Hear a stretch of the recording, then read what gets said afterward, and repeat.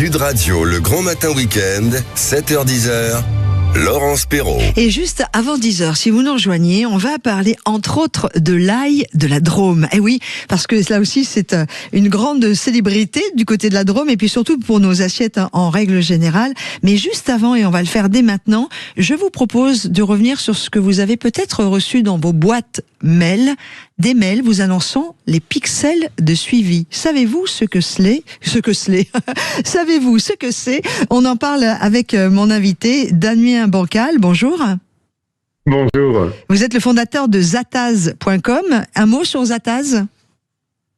C'est un blog qui a 30 ans aujourd'hui. Il y a 30 ans, je me suis dit, si je parlais de cybersécurité à une époque où c'était un peu de la science-fiction, et aujourd'hui on voit un petit peu dans quel monde on vit en 2.0.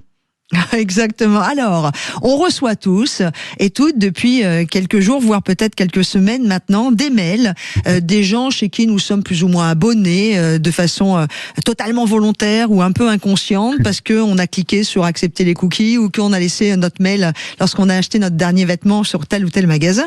En tout cas, on reçoit des mails particuliers. Nous demandons d'accepter les pixels de suivi. En tout cas, que grâce à ça, il va se passer des choses. On a le droit de dire oui ou non. Déjà, qu'est-ce que c'est que ces pixels de suivi? Alors, il faut savoir que le pixel blanc, le pixel de suivi, c'est quelque chose qui existe depuis des années parce que les services marketing, ceux qui nous communiquent ces fameux courriels publicitaires, des newsletters, vous savez, recevoir les actualités, par exemple, tous les jours, eh bien, mettent ce petit pixel blanc qui est une petite image qui est cachée dans votre courriel. On va pas dire pour vous espionner, mais au moins pour ce service marketing. Ils savent si vous avez reçu le courrier électronique qui a été envoyé. Ils savent si vous avez cliqué sur le lien. Et donc, du coup, ces informations leur permettent, eh bien, de remplir cette petite boîte, alors, je vais pas l'appeler de Pandore, mais quasi, parce que plus on collecte d'informations sur vous, et plus on vous connaît, vous, l'internaute, et du coup, ça vous permet de vous vendre un peu plus de produits, de savoir ce que vous faites. Donc voilà à quoi sert ce fameux pixel blanc. Alors, c'est bizarre d'utiliser le mot pixel. Moi, la première fois que j'ai entendu le mot pixel, c'était plus pour les photos et pour la qualité de l'image.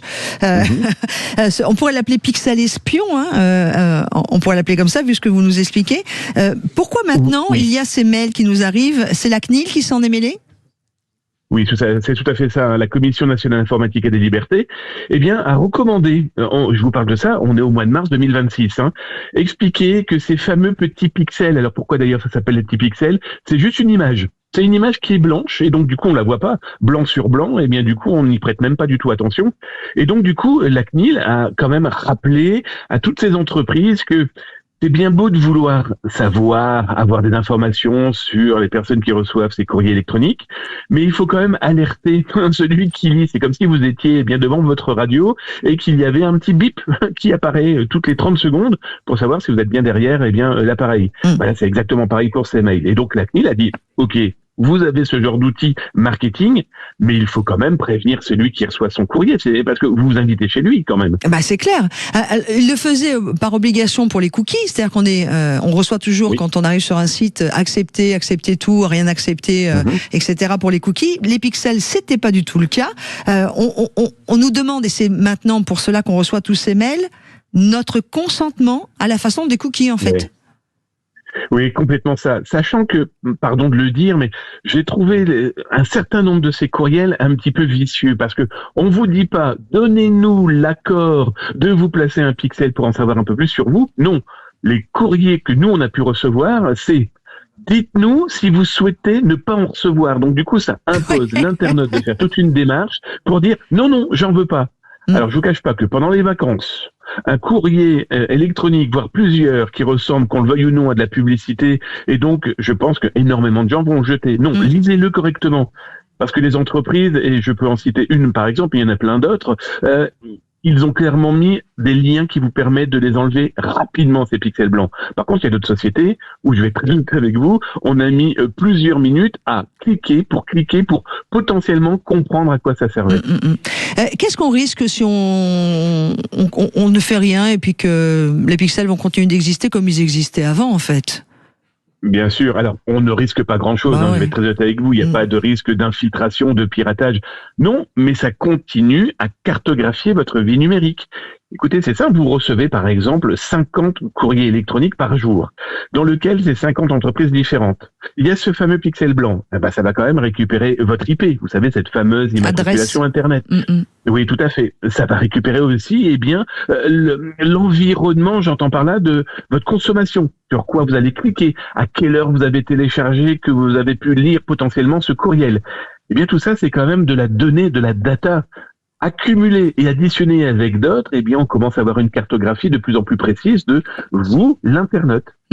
Mais tout ça dans un but simplement commercial, en fait, parce que je ne suis pas la reine d'Angleterre, ça se serait, je ne suis pas importante au point d'avoir un risque sécuritaire, c'est juste commercialement que mon profil soit bien établi pour qu'on m'envoie le maximum de bonnes infos ou de bonnes propositions commerciales et autres. Oui, c'est exactement ça. C'est en tout cas cette partie marketing commercial qui va m'assurer que, par exemple, le dimanche matin à 9h39, j'ai bien la personne qui m'intéresse parce qu'elle a cliqué sur le lien qui va m'envoyer sur ma boutique. Pourquoi à cette heure-là? Pourquoi ce jour-là? Pourquoi a-t-elle cliqué sur tel ou tel lien? Voilà, c'est une addition d'informations, ces fameuses data. On est toujours dans cette recherche d'informations sur l'internaute. Alors, pour mieux le servir, ça, il faut l'espérer. Pour mieux lui vendre, ça, c'est certain. En tout cas, merci, c'est beaucoup plus clair. Donc, on prend le temps d'enlever ces pixels, ou tout du moins de répondre oui ou non si on consent ou pas à avoir ces fameux pixels. Pour certains, ce sera rapide, pour d'autres, ce sera plus compliqué. Ils sont malins, les petits coquins. Et en tout cas, on a sur Sud Radio un peu mieux expliqué ce qu'étaient ces fameux pixels de suivi suite à tous ces mails que l'on reçoit depuis plusieurs jours avec des messages annonçant la présence de ces pixels de suivi. Merci beaucoup à vous, Damien Bancal. Je rappelle que vous êtes le fondateur de Zataz, ZATAZ.com, et que l'on peut donc vous retrouver sur Internet.